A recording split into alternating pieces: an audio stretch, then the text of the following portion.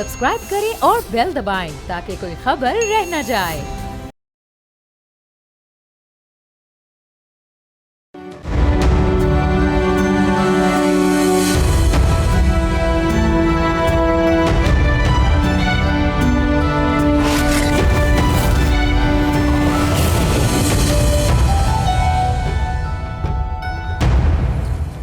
आलमी मंडी में खाम तेल की कीमतें $125 फी बैरल तक पहुंच चुकी हैं, जो गुज़िश्ता 4 बरस की बुलंद तरीन सतह है। इस इजाफे ने पूरे खित्ते में माशी दबाव को बढ़ा दिया है। ईंधन की बढ़ती हुई कीमतों ने लाखों लोगों की जिंदगियों और रोजगार को मुतासर किया है। अक़वाम मुत्तहिदा की हालिया रिपोर्ट के मुताबिक एशिया और बहरुल काहिल के खित्ते में तकरीबन 88 लाख अफराद जंग के असरात के बाइस गुर्बत की लकीर से नीचे आ सकते हैं। इसी तनाजुर में एशियाई तरक्याती बैंक ने भी रवां साल के लिए मुआशी शरह नमू का तखमीना 5.1% से कम करके 4.7% कर दिया है, जबकि महंगाई की पेशगोई 3.6% से बढ़ाकर 5.2% कर दी गई है। इस वक्त सूरत हाल ये है कि फैक्ट्री मजदूर मुलाजमतों से महरूम हो रहे हैं और ट्रांसपोर्ट के शोबे से वाबस्ता अफराद की आमदनी मुतासर हो रही है। हवाबाजी का शोबा भी शदीद दबाव में आ चुका है, जहाँ जेट फ्यूल की किल्लत के खदशात बढ़ते जा रहे हैं।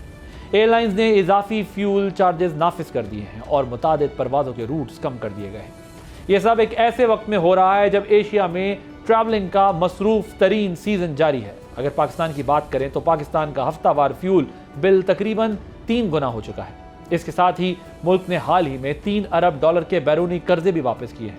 शरह सूद में 1% इजाफा हो चुका है। हफ्तावार महंगाई की शरह में 2.5% इजाफा हुआ है, जबकि स्टॉक एक्सचेंज भी गैर यकीनी सूरत हाल का शिकार है। वज़ीर आज़म शहबाज शरीफ का कहना है कि मशरिक़ वस्ता की जंग ने गुज़िश्ता 2 बरस की मुआशी बहाली की कोशिशों को मुतासर किया है। अब अगर हुकूमत ने तेल के स्ट्रेटेजिक ज़खायर को 90 दिन तक बढ़ाने का ऐलान किया है, लेकिन कलील मुद्दत में पेट्रोलियम मसनूआत की कीमतों में मज़ीद बड़े इजाफे का खदशा बदस्तूर मौजूद है। अब सवाल यह है कि इस मुश्किल सूरत हाल में पाकिस्तान को क्या हिकमत अमली अपनाना चाहिए और इन मुआशी चैलेंजेस का मुकाबला कैसे किया जा सकता है। इसी पे बात करने के लिए मेरे साथ मौजूद हैं अशफाक तोला साहब, पाकिस्तान के टॉप टैक्स कंसल्टेंट हैं और इकोनॉमिक एक्सपर्ट हैं। थैंक यू सो मच तोला साहब हमें ज्वाइन करने के लिए। ये बताइएगा कि जब प्राइम मिनिस्टर ये कहते हैं कि 2 साल की मुआशी बहाली की कोशिशों को नुकसान पहुंचा है, तो इससे क्या लोग समझें और इसके असरात मईशत पर क्या होने जा रहे हैं? बिस्मिल्लाहिर्रहमानिर्रहीम। देखिए, ये बिल्कुल प्राइम मिनिस्टर साहब ने अच्छी बात की है कि जी 2 साल तक हम कोशिश कर रहे थे कि हम इस मुल्क में इकोनॉमिक स्टेबिलिटी ले आए। इकोनॉमिक स्टेबिलिटी के बहुत सारे उनसर होते हैं। इट्स नॉट लाइक कि जी स्टेबिलिटी ओवरनाइट अचीव हो जाती है, स्लोली ग्रेजुअली होती है, एक प्रोसेस है। तो इस प्रोसेस के अंदर जो सबसे बड़ा स्टेबल फैक्टर था वो ये था कि आपने अपने इन्फ्लेशन को कंट्रोल किया, and that was a huge target for us. और वो उसकी सीधी सीधी वजह थी कि जब आपने अपनी करेंसी को स्टेबल रखा और वो 280 के जोन में आपने रखा, तो 26% इन्फ्लेशन आपका रिवर्स हो गया। तो सबसे बड़ी स्टेबिलिटी यह है कि आपका इन्फ्लेशन बहुत कम होकर नॉमिनल सा रह गया था और 3% तक। तो ये सबसे बड़ी स्टेबिलिटी थी। दूसरी स्टेबिलिटी ये थी आपकी कि आपकी स्टेबिलिटी के साथ आपकी इंपोर्ट कम हुई, आपकी पॉलिसी रेट कम हुआ, बिकॉज कि जैसे इन्फ्लेशन गिरा तो पॉलिसी रेट में कमी हुई, तो लोकल आपकी जो बायोंसी ऑफ द इकोनॉमी और बढ़ गई। तीसरी सबसे बड़ा इंपॉर्टेंट फैक्टर जो हमारे लिए जो था उसमें कि स्टेट बैंक के रिजर्व बढ़ने शुरू हो गए थे, बिकॉज के सरप्लस था। आज भी मैं किसी बैंकर से बात कर रहा था तो उन्होंने बोला कि जी हमारे पास सरप्लस था तो हमें स्टेट बैंक लेता है, और अगर हम शाम तक अगर स्टेट बैंक में 280 में ना रहे तो हमें 270 में भी देना पड़ेगा। तो हम अपने हमेशा वैल्यूएशन में कहते थे कि हमेशा आज भी मैं दावे के साथ कह सकता हूं कि अगर स्टेट बैंक थोड़ी सी हिम्मत करे और पाकिस्तान हिम्मत करे तो हम IMF से जंग छुड़वा दें।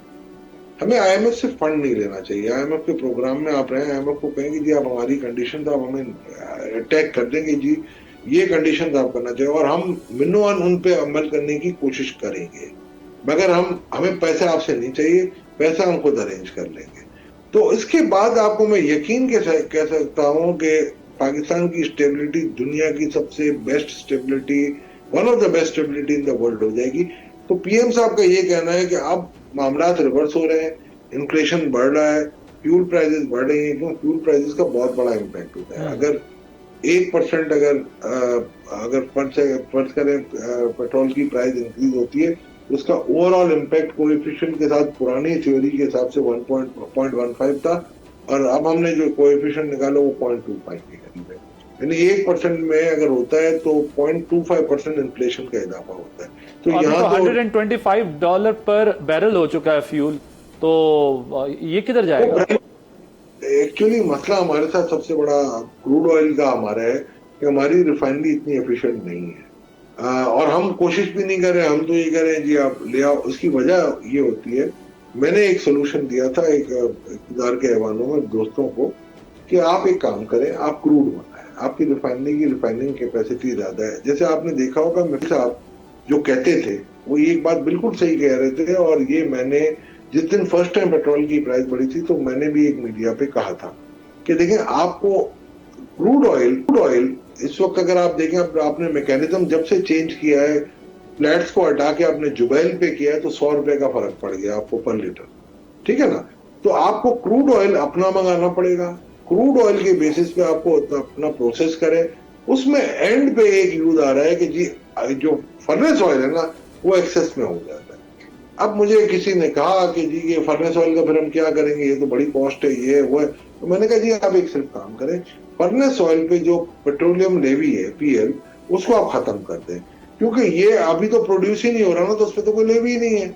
तो फर्नेस ऑयल की लेवी कम कर दें या बल्कि खत्म कर दें, और ये फर्नेस ऑयल आप दे दें आईपीपीज को कि वो सस्ती बिजली दें, और आप बिजनेस हाउसेस को दे दें। आप लोड शेडिंग क्यों कर रहे हैं? उनको कैपेसिटी पेमेंट आप वैसे ही कर रहे हैं।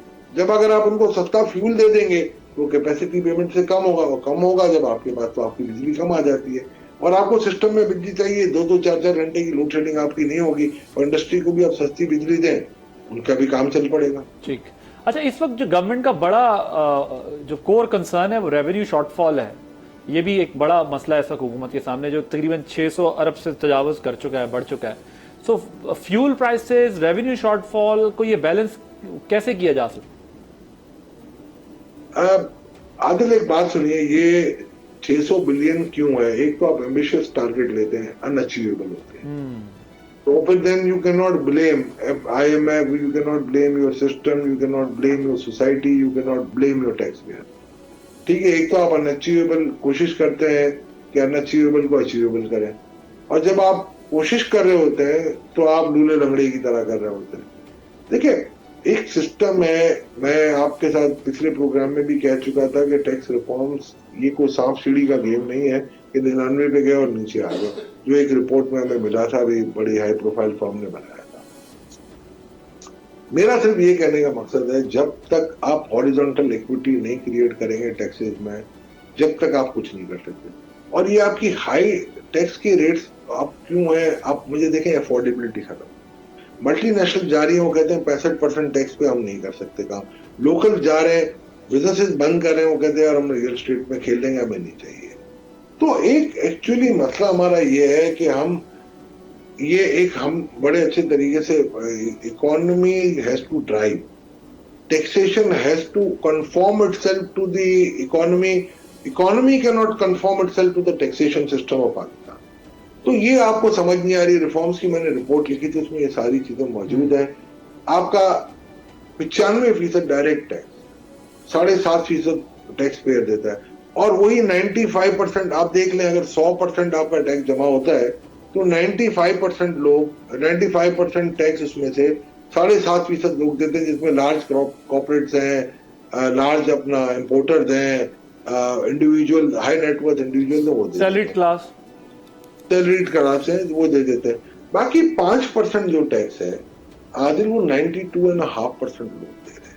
तो उससे क्या होता है? करप्शन बूस्ट करती है। और 1% अगर मैं ऊपर करूं इसको, यानी अगर मैं इसको 8.5% कर दूं ना, यानी कि 7.5 को 8.5 कर दूंगा, तो 400 बिलियन की एडिशनल रेवेन्यू आती है। हमारे पड़ोस में 80-20 है।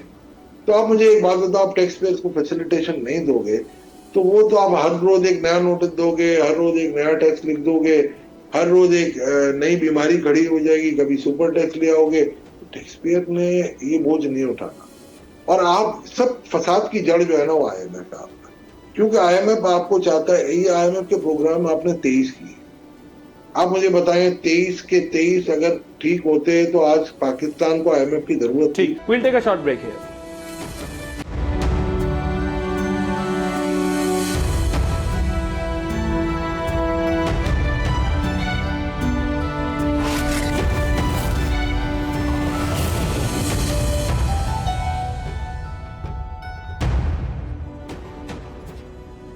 Welcome back. मुझे ये बताएं अशफाक साहब, जो आप लोग कहते हैं ये अभी जो यूएई की कंडीशन है इस वक्त, यूएई से तो हमने देख रहे हैं फॉरेनर्स जा रहे हैं, वहां पर भी कुछ मसले मसाइल तो खड़े हुए हैं। सो क्या जो हमारा पैसा यूएई चला गया था, क्या गवर्नमेंट कोई ऐसी स्कीम नहीं कर सकती कि वो पैसा वापस आ सके? एक तो आप जरा टैक्स की तरफ इंडिकेट कर रहे हैं, इतने टैक्सेशन में तो ना मल्टीनेशनल ठहर रही, ना लोकल बिजनेसमैन ठहर रहा और रियल एस्टेट में चला जाता है। बट आप क्या कंसेशंस मतलब टैक्स में ऐसे दे सकते हैं? बिकॉज आपकी ये फील्ड, आपकी एक्सपर्टीज सारी इसकी है। सो क्या ऐसा आप कर सकते हैं कि जो आपकी बाहर चले गए पैसा वो कुछ लोग विलिंगली ले आए? ठीक है, अगर आप जबरदस्ती तो खैर नहीं ला सकते, तो कैसे आ सकता है ये? कैसे आप अट्रैक्ट कर सकते हैं कम से कम अपने लोगों को? कितना पैसा तो यहां से भी बाहर गया है। आदिल, ये पूरा फार्मूला मैंने 2023 के बजट में दिया हुआ था। ये प्लान भी जो हमारे उस वक्त के फाइनेंस मिनिस्टर और हमारे मोहतरम डिप्टी प्राइम मिनिस्टर साहब साहब जो मेरे मेंटोर भी हैं, उन्होंने एक पूरा डिवाइस किया था, हम उनके साथ थे और ये चीज बजट में इम्बेड की गई थी। बट बाद में फिर आप आईएमएफ के प्रोग्राम में जब गए तो उन्होंने पहली कंडीशन ये रखी थी कि आप विड्रॉ करें। हमने ये कहा था कि जो 50 लाख की लिमिट है, देखिए पाकिस्तान में ना 4 लाख लोग ऐसे हैं जो रेमिटेंस करते हैं जिसपे नो क्वेश्चन आस्क्ड है under section 111 subsection 4 of the income tax act. वो 50 लाख जो लिमिट है, उसका जो एवरेज हमें रेमिटेंस आता है वो 30 लाख, यानी कि इस वक्त हमें $4 बिलियन की जो रेमिटेंसेज आ रहे हैं ना, वो नो क्वेश्चन आस्क पे आ रहे हैं, जो इनकम टैक्स ऑर्डिनेंस में अलाउड है। ठीक है, मैंने इनको ये कहा था कि आप इसको $1 लाख कर दो। अगर $1 लाख करते हैं, अगर 30 लाख की बजाय, यानी कि 50 लाख का 30 लाख 60% होता है, तो हमने कहा 1 लाख का 60% $60,000, तो $60,000 ना आए, आप अगर 40% भी आता है तो $16 बिलियन आ सकता है। अभी 4 बिलियन बाकी। सो ये 4 कन्वर्ट हो जाएगा $16 बिलियन में? जी एवरी ईयर आएगा। सही है। और आपको आईएमएफ की जरूरत नहीं रहेगी, और ये आईएमएफ को पता है और ये हमारे पॉलिसी मेकर्स को भी पता है। तो अगर आप ना करना चाहे तो कोई सूर नहीं फूंक सकता। दूसरी बात ये है कि आप जब तक आईएमएफ के चुंगल में रहेंगे, आपको इनकी बड़ी ऑब्नॉक्शियस किस्म की जो कंडीशन है ना, जो अनजस्टिफाइड है, वो आप कभी भी नहीं। मैंने एक पूरा आर्टिकल लिखा है इस पे बिजनेस रिकॉर्डर में, से नो टू आईएमएफ। आप उसको पढ़ लो, उसका मुताला कर ले। हर चीज की आपके पास है। आज देखें, आप एक नई चीज शुरू हो गई है कि जी हमें करेंसी डिवैल्यू करनी पड़ेगी। ओ भाई, जिस मुल्क का करंट अकाउंट सरप्लस है, जिस मुल्क का स्टेट बैंक $26 बिलियन पिछले 3 सालों में बाय कर चुका है मार्केट से, सेल नहीं किए। दुनिया सेल कर रही है अपनी करेंसी को स्टेबल रखने के लिए, हम बाई कर रहे हैं अपनी करेंसी को स्टेबल रखने के लिए। तो ऊपर है, अरे भाई नीचे ले आओ, $251 का डॉलर है, उतने में ले आओ। आप मेरी ना मानो, इंटरनेशनल आप वैल्यूएशन खुद करा लो और लेके आओ। बट आईएमएफ के चुंगल में आके आपने अपने आप को 5 से 7% इन्फ्लेशनरी प्रेशर में रखा है, और प्रेशर में रहने के बाद आज आप 1% पॉलिसी रेट बढ़ा के मजीद का रिजर्व लगा रहे हैं। तो ये आप किस तरीके से चलाएंगे इस मुल्क को? देखिए, मैं मानता हूं कि आज आपका ऑयल बढ़ रहा है, मैं ये मानता हूं $1.6 बिलियन तक का आपका करंट अकाउंट पे हिट पड़ सकता है। मैं ये मानता हूं कि आपके रेमिटेंस में यूएई और सऊदीया की वजह से कमी आ सकती है, अगर ये जून तक वो अल्लाह ना करे, चले अल्लाह ना करे, 5 बिलियन तक वहां पर भी इम्पैक्ट आ सकते। तो बट साइमल्टेनियसली आप ये देखें, दुनिया भी तो क्राइसिस में है ना, हम इंपोर्ट भी तो कम करेंगे ना, फिर मेरी लोकल इकोनॉमी की बायंसी भी नहीं होगी ना, लोकल इन्वेस्टमेंट भी तो बढ़ेगी ना मेरे भाई। तो अगर आप लीड देंगे लोकल इन्वेस्टर को तो वो एम्प्लॉयमेंट क्रिएट करे। पर आपकी एम्प्लॉयमेंट जो है ना आदिल, वो छुपी हुई है एग्रीकल्चर में, वो छुपी हुई है कंस्ट्रक्शन में, जहां पर सीजनल लेबर आपकी खपाई जाती है, और आपका 1% जीडीपी 3 से 3.5 लाख नई जॉब्स क्रिएट कर दे। वहां पर आप तवज्जो नहीं दे रहे। आप इस बात पे लगे हुए ये नहर निकलेगी, ये नहर नहीं निकलेगी। ओ भाई, SIFC इतना अच्छा रोल प्ले कर रही थी, आप उसको करने देते। वही आप रेड टेपिज्म में लेके आए और उनको आपने बिल्कुल जो साइडलाइन कर दिया, और वो बिल्कुल ही आप फारिग हो गए। Thank you so much Ashfaq तौला साहब। हमारे साथ मौजूद थे, आपने गुफ्तगू सुनी। एक ब्रेक लेंगे, ब्रेक के बाद जब वापस आएंगे तो खुर्शीद महमूद कसूरी साहब फॉर्मर फॉरेन मिनिस्टर मौजूद होंगे, उनसे ज़रा बात करेंगे वेयर आर वी हेडिंग, ये इस वक्त सिचुएशन है क्या, ये जो स्टेलमेट है बिटवीन ईरान एंड अमेरिका, उसकी वजह से दुनिया की जो सिचुएशन है वो किस तरफ जा रही है, जियो स्ट्रेटेजिक पोजीशन के अलावा और भी इंपॉर्टेंट इश्यूज डिस्कस करेंगे आफ्टर दिस ब्रेक।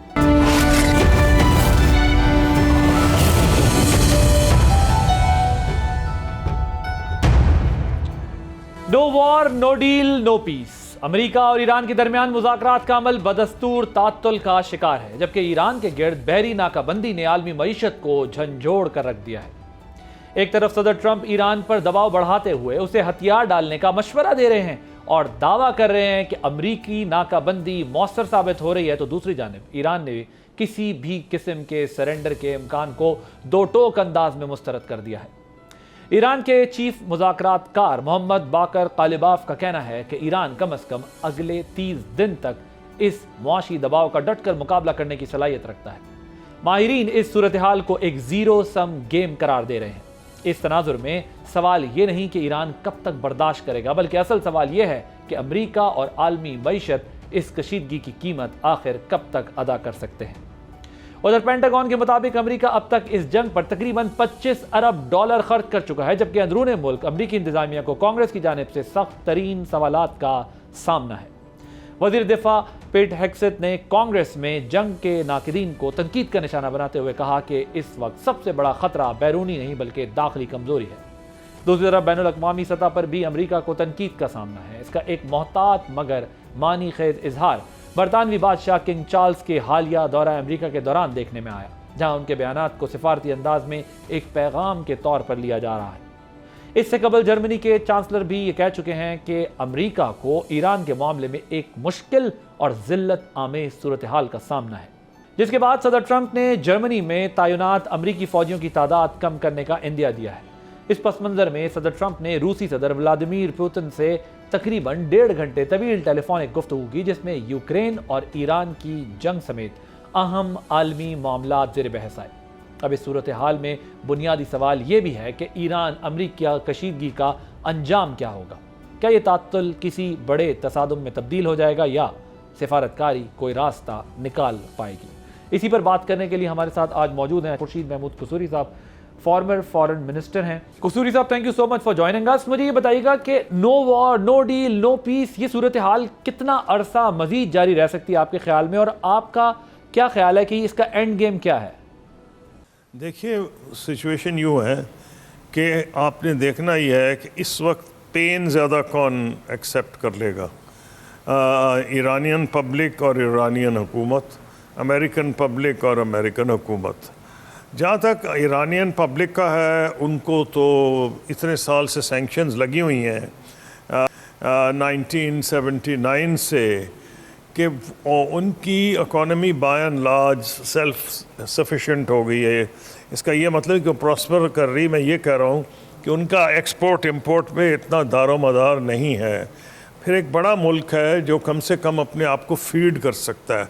अगर थोड़ा लंबा हो जाए मामला तो वो ये होता है कि क्या बेसिक अम्यूनिटीज़ हैं, लोग ज़िंदा रह सकते हैं, पानी है, खाने को अनाज है। ईरान के बारे में कहा जा सकता है कि पानी भी वहाँ है, अनाज भी है। गल्फ़ कंट्रीज़ की मुसीबत दूसरी है, उसका मैं कहना नहीं चाहता, क्योंकि डेजर्ट को आबाद किया गया है, वहाँ पानी भी आपको डिसैलिनेशन प्लांट से करना पड़ता है। वहाँ वेजिटेबल्स और फ्रूट और मीट और मिल्क हर चीज़ इंपोर्ट होती है। उनकी इकोनॉमीज़ एक्सपोर्ट इंपोर्ट पे बिल्कुल बेस्ड हैं, जो और वहीं अमेरिका के अड्डे हैं। तो एक तो ये कहानी हो गई।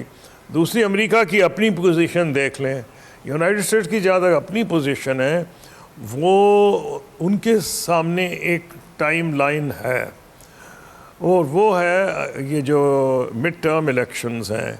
और मिड टर्म इलेक्शंस में जितने पोल्स आ रहे हैं उसमें 2-3 चीज़ें ज़ाहिर हो रही हैं। एक ये कि ये अनपॉपुलर वॉर है। Number 2, it's considered not America's war but Israel's war, यानी मैं अमेरिकन की बात कर रहा हूँ। अमेरिकन पब्लिक ओपिनियन का काफ़ी बड़ा सेक्शन, मैं तो समझता हूँ शायद आधे से ज़्यादा या आधे के करीब तो ये समझता कि जंग ही उनकी नहीं है, वो समझते हैं कि ये इजराइल की जंग है, एक नया इशू इस जंग में खड़ा हुआ है।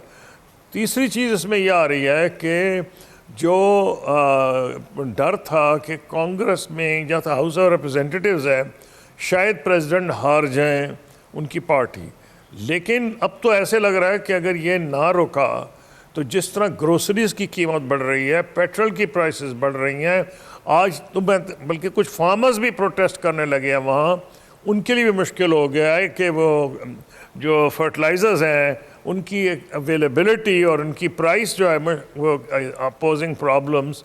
तो इन दिस केस पहली बात तो यह है कि अमेरिकन गवर्नमेंट के लिए एक लाइन है और वो ये mid term elections, American public के लिए वो कहते हैं ये ना तो हमारी वॉर है, नंबर 2 हमें हमारा हर चीज़ ग्रोसरीज महंगी हो गई हैं, बच्चे को नाश्ता कराना है सुबह वो महंगा हो गया है, हमने ड्राइव करके जाना है, बच्चे को स्कूल छोड़ने जाना है या अपने काम करने जाना है, वो पेट्रोल महंगा हो गया है।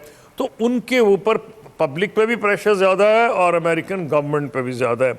जैसे एक ज़माने में तालिबान कहा करते थे कि you have the watch and we have time on our side, American वो कहते थे।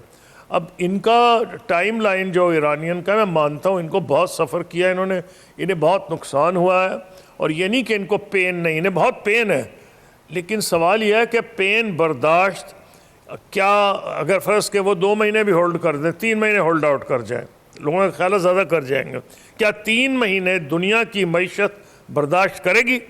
क्या वो ऐसे ही दुनिया खड़ी रहेगी और वो अमेरिका बहादुर का इंतज़ार करती रहेगी? वहाँ फाके पड़ने लगे अफ्रीका कई मुल्कों में क्योंकि फर्टिलाइज़र जानी बंद हो गई है। और क्या अमेरिका में इस इकॉनमी जो एक इंटीग्रेटेड इकॉनमी है, आज चाइना और जो ग्लोबलाइजेशन हुई है, China, United states, Europe, Japan, India, Korea, ये सब जो हैं ये इंटीग्रेटेड इकॉनमीज़ हैं, एक का दूसरे पे असर पड़ता है। लेमन ब्रदर्स अगर वहाँ कोलैप्स करे तो अमेरिका में असर पड़ अब सारी ईस्ट एशिया में असर पड़ता है, सारी दुनिया पड़ता है। कोरोना वायरस अगर चीन से शुरू हो तो सारी दुनिया को लपेट में ले लेता है, क्योंकि economies are very badly integrated. तो क्या प्रेसिडेंट ट्रंप इससे ऊपर रह सकते हैं? अगर अमेरिका को सपोजिंग वो कहते हैं जी तेल की हमें ज़रूरत नहीं, हम सेल्फ सफिशेंट हैं, भाई तेल पे सेल्फ सफिशेंट होंगे, लेकिन अगर प्राइस बढ़ेगी तो अमेरिका का तेल तो नहीं सस्ता हो जाएगा। It has to keep a level, जैसे पानी अपनी लेवल रखता है। ये नहीं है कि अमेरिका एक आइलैंड बाय इटसेल्फ है कि अब वो प्राइसेस भी डिटर्मिन कर रहा है, हर चीज़ कर रहा है। कॉस्ट ऑफ प्रोडक्शन बढ़ जाएगी, इन्फ्लेशन बढ़ रही है तो अमेरिकन में भी कॉस्ट ऑफ प्रोडक्शन बढ़ेगी। मेरा यह ख्याल है कि ये सारी गेम बन रही है पेन बर्दाश्त करने की कुव्वत किस में ज़्यादा है। इस वक्त ये नज़र आ रहा है कि जो ईरान की गवर्नमेंट है और ईरान के लोग, मैंने आपको वजूहात बता दी हैं, सैंक्शंस की, सेल्फ सफिशेंसी की, और इनकी जो इंटीग्रेशन, ग्लोबलाइजेशन, इनके लिए मुश्किल होगा।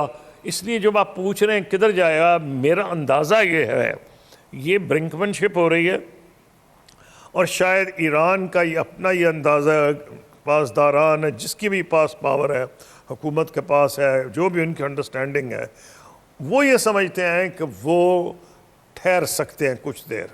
और अमेरिका के लिए 2-3 महीने ठहरना, क्या दुनिया के लिए ठहरना नामुमकिन हो जाएगा। मुझे तो ये लग रहा है कि जो यूरोप के ममालिक हैं, जापान, कोरिया, वो अमेरिका को कहेंगे बस करो भाई, हमने भी तो जिंदा रहना है। तो इट्स नॉट दैट ईजी। तो लगता है कि ये पहले प्रेसिडेंट ट्रंप कोई बहाना ढूंढेंगे विक्ट्री डिक्लेयर करने का। मैं तो बहुत खुश होऊंगा जिस दिन वो डिक्लेयर करके विक्ट्री चले जाएं कि हम जीत गए, तबाह कर दिया। ऑलरेडी उनने वो रिहर्स किया हुआ है, नेवी ज़मीन पे चली गई है, हवाई जहाज़ है ही नहीं, फ़ौज को तबाह कर दिया। भाई अगर वो ये विक्ट्री क्लेम करना चाहते हैं तो करें, लेकिन मेरा ख्याल है कि उनको जो डर पड़ गया है कि वो जो ऑपोजिशन है अमेरिका में उनको विक्ट्री क्लेम करने नहीं देगी। Otherwise things would have been much easier, but there it stands. कसूरी साहब, क्या रूस और चीन इस तनाज़े के हल में कोई फैसलाकुन किरदार अदा कर सकते हैं? देखिए, फैसलाकुन को डिफाइन करना पड़ेगा। वो अपने जहाज़ नहीं भेज देंगे, अपने एयरक्राफ्ट कैरियर्स नहीं भेजेंगे, टैंक हवाई जहाज़ नहीं भेजेंगे, लेकिन जो कुछ वो कर सकते हैं, हालांकि वो डिनाई कर रहे हैं, दुनिया तो ये कह रही है कि टारगेटिंग में मदद कर रहे हैं, दुनिया कह रही है बेदू सैटेलाइट से भी मदद हो रही है। आज मैं जेरूसलम पोस्ट में, जो इसराइल का एक बड़ा अखबार है, उसे पढ़ रहा था, वहाँ बड़ी सख्त बहस हुई है, क्योंकि इसराइल के बहुत अच्छे ताल्लुकात हैं चीन के साथ, और ईरान के भी बहुत अच्छे ताल्लुकात हैं। उस पर एक लंबी बहस चल रही थी। अब उसमें मसला यह है कि ईरान, चाइना के बड़े इंटरेस्ट हैं गल्फ़ कंट्रीज़ में भी, यूएई में भी उन्होंने बड़ी इन्वेस्टमेंट की हुई, आर्टिफिशियल इंटेलिजेंस, आईटी, उनके बड़ी बड़ी फर्म्स हैं वहाँ। तो चाइना की भी ग्लोबलाइज्ड इकॉनमी है। अब उनकी ईरान से at a different level relationship है, और सऊदी अरब और जितनी गल्फ़ की कंट्रीज़ हैं, पर्टिकुलरली यूएई, उनकी इकॉनमी काफ़ी उनको इकॉनमी जुड़ी हुई है। क्या वो एक साइड ओपनली लेके दूसरे को छोड़ देंगे? मुझे नहीं लग रहा। क्या वो ये चाहेंगे कि अमेरिका इसमें जीत के निकल जाए? नहीं, बिल्कुल नहीं। तो कोई रास्ता ऐसा ढूंढेंगे कि अमेरिका यहाँ से हजीमत उसको हो, वो आसानी से ना निकले, वो विक्ट्री प्रोक्लेम ना कर सके, दुनिया ये बिलीव ही ना करे कि अमेरिका जीत गया, चाहे प्रेसिडेंट ट्रंप ही कहते रहे। तो करेंगे तो ये, लेकिन वो कैसे करेंगे? वो ऐसे नहीं करेंगे जहाज़, फिर वो बेवकूफ़ तो नहीं कि इस इलाके में जहाँ उनकी स्ट्रेंथ है, क्रिकेट में कहा जाए you play on your own pitch, ये पिच तो उनकी है ही नहीं। इसमें अमेरिका ने अपने सारे एयरक्राफ्ट कैरियर्स भेजे हुए हैं, पुराने अलायंसेस अमेरिका के हैं, सारे इलाके में अमेरिका के अड्डे हैं। तो वो क्या करेंगे? क्या एक जिबूती के अड्डे के साथ वो ऐसी गेम खेल रहे हैं कि इन पे ऐसा प्रेशर पड़ेगा, अगर ये ना माने तो हो सकता है वो रेयर अर्थ्स पे पाबंदी लगा दें, जिसमें अमेरिका को बड़ा ज़बरदस्त नुकसान होगा। और अगर वो ये भी कर सकते हैं कि ऐसे एरियाज़ में जैसे साउथ चाइना सी है, वो अपनी ताकत दिखा सकते हैं, जस्ट टू टेल देम कि वो नहीं करेंगे जो लोग समझ रहे हैं कि जी जाकर ताइवान पर कब्ज़ा कर लेंगे। आई डोंट बिलीव कि चाइना की ये पॉलिसी है। चाइना की राइज पीसफुल है और वो इन लॉन्ग टर्म सोचते हैं। तो वो नुकसान इस तरह पहुंचाएंगे कि रूस और चीन अपनी पॉलिसीज़ कोऑर्डिनेट कर रहे हैं। मैं नहीं मानने को तैयार कि इन दोनों को फ़र्क ही नहीं पड़ता कि इस इलाके में ईरान बुरी तरह से पिट जाए। इसका मतलब है वो जो कुछ कर सकते हैं करेंगे, और शायद कर रहे होंगे, लेकिन वो नहीं करेंगे जो लोगों का ख्याल है कि जी वो अपनी फ़ौजें वहाँ भेज दें, अपने हवाई जहाज़ भेज दें, अपने एयरक्राफ्ट कैरियर्स भेज दें। ऐसा नहीं होगा। कसूरी साहब, यूएई का ओपेक से निकलना और U2I2 की तरफ झुकाव पाकिस्तान के लिए कितना बड़ा चैलेंज है आपके ख्याल में? U2I2 तो बात की बात है, वो होगा या नहीं वो तो बात की है। So let's look at what is happened. वो तो एक कहानी है, बन रही है हवा में, तख़य्युल में, होगी या नहीं आई डोंट नो। लेकिन जो चीज़ है वो है कि वो वहाँ से निकले हैं। अब इसके कई फैक्टर्स हैं। एक फैक्टर तो यह है कि उनको गिला है यूएई को अरब ममालिक से और मुसलमान ममालिक से कि उन्होंने उनको सपोर्ट नहीं किया जब ईरान उन पे हमले कर रहा था। ये उनको गिला है और उनका वो समझते हैं कि हमें आइसोलेटेड छोड़ दिया गया है मार खाने के लिए, सबसे ज़्यादा हमले उन पे हों, ये उनका कहना है। मेरे ख़्याल में अब ये एक बड़ी अजीब सी पोजीशन है कि यूएई ने ऐसी पोजीशन अडॉप्ट की थी जो कि मुसलमान ममालिक और मुसलमान पब्लिक के लिए बड़ा मुश्किल था इज़राइल के साथ ऐसे वक्त में अलायंस करना, जब वो उसने तबाही मचा दी थी इधर गाज़ा में जाके, वो ह्यूमन राइट्स वायलेशन क्या जेनोसाइड कमिट कर रहा था। उसके ऊपर उनको गिला ये है कि ईरान हमारा बड़ा दुश्मन है और इज़राइल इतना बड़ा दुश्मन नहीं। ये अब हिस्ट्री बताएगी कि उनका डिसीजन ठीक था या नहीं। मुझे नहीं लग रहा कि एक जजीरा इतना अलहदा, यूएई ठीक है बड़ा मुल्क है दूसरे मुल्कों के मुकाबले, लेकिन सऊदी अरब की जो रकबा है, उसकी जो आबादी है, उसका तो कंपैरिजन ही कुछ नहीं है ना। वो अभी लोगों का तो अंदाज़ा है कभी तो 35 या 40 मिलियन की उनकी आबादी है। कई लोग ये कह रहे हैं सऊदी अरब की मार्केट बहुत बड़ी है और जिस किस्म की डेवलपमेंट्स हो रही हैं दुनिया की कंपनियां भागी जाएंगी। तो बेहतर तो सारी इस्लामिक वर्ल्ड के लिए और गल्फ़ के लिए बेहतर होगा कि इकट्ठे होकर डिफेंस अपना कुछ उसके बारे में, डिफेंस इंफ्रास्ट्रक्चर के बारे में सोचें। उसमें ये तो हो सकता है कि सऊदी अरेबिया की अगर पाकिस्तान से कुर्बत हो गई और डिफेंस ट्रीटी हो गई, कतर की अगर टर्की से हो जाए और यूएई कुछ अपनी पसंद की कोई सिचुएशन कर सकता है बायलैटरली, जिस मुल्क से कंफर्टेबल है। आजकल वो पाकिस्तान से इसलिए उसको थोड़ा सा नाराज़गी नज़र आ रही है कि पाकिस्तान ने जो पॉलिसी अडॉप्ट की, पाकिस्तान एक बड़ा मुल्क है के वालिद थे मोहम्मद बिन ज़ैद जो थे, जो इस वक्त वहाँ रूलर हैं, वो पाकिस्तान को अपना दूसरा घर समझते थे और पाकिस्तान के बहुत से लोग वहाँ गए हैं रोज़गार के लिए। हमें तो यह भी प्रॉब्लम है कि इस झगड़े में हम पढ़ना नहीं चाह रहे, लेकिन मुझे लग रहा है कि ये मसला अगर इन्होंने ज़्यादा हल ना किया तो फिर ये काफ़ी गंद मचाएगा। लेकिन लॉन्ग टर्म इज़राइल से की जो पॉलिसीज़ और एक्सपेंशनिस्ट पॉलिसीज़ हैं और वो जो ग्रेटर इज़राइल की पॉलिसी है, अरबों में वो हो जाएगा बड़ा अनपॉपुलर। और अगर इन्होंने उनको चूज़ किया, अभी उनको नहीं चूज़ कर, अभी ये कह रहे हैं हम अमेरिका से अलायंस कर रहे हैं। Now that is a possibility, उसमें इन दोनों को फ़ायदा है, अमेरिका को भी। इसलिए मेरा नहीं ख्याल है कि ओपनली जो आपने Y2U2 जो कहानी की थी इंडिया और इज़राइल, वो जो लाइन शाइन बन रही है, वो तो देखा जाएगा कि होती है ये नहीं। लेकिन अभी जो इनके लिए पॉसिबिलिटी है कि वो अमेरिका इस एरिया में, वो भी तो चाहेगा ना कि उसका कोई क्लोज एलाई हो, और वो एलाई यूएई हो सकता है, क्योंकि यूएई नहीं चाहता कि सऊदी अरब प्राइसेस को कंट्रोल करे इस इलाके में। और अगर ये रहता है ओपेक तो, और ओपेक प्लस जिसमें रशिया भी है, तो नेचुरली सऊदी अरब की बहुत बड़ी से है इन कंट्रोलिंग प्राइसेस। यूएई ये समझता है उसको नुकसान बहुत ज़्यादा हुआ है, ये जो अभी जंग हुई है उनको जो लॉस हुआ है वो पूरा करना चाहते हैं through greater oil revenue. Oil revenue greater तब हो सकता है अगर उसके ऊपर प्रोडक्शन कोटाज ना लगें, जो कि लगते हैं इसके अंदर। लेकिन ये in my opinion it's a Gamble.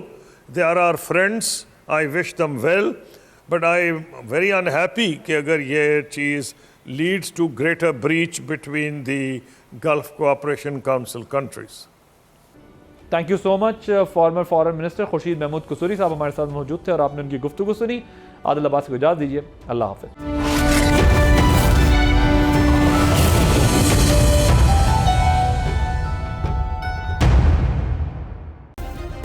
Subscribe करें और बेल दबाएं ताकि कोई खबर रह न जाए।